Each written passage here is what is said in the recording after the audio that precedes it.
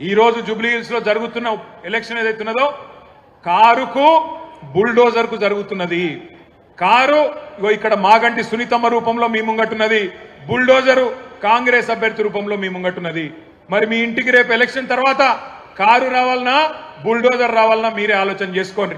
మరి కారు రావాలంటే బ్రహ్మాండంగా కేసీఆర్ పెట్టిన అభ్యర్థి గెలవాలి, గోపన్న ఆశయాలు నెరవేరాలంటే మాగంటి సునీతమ్మ గెలవాలి.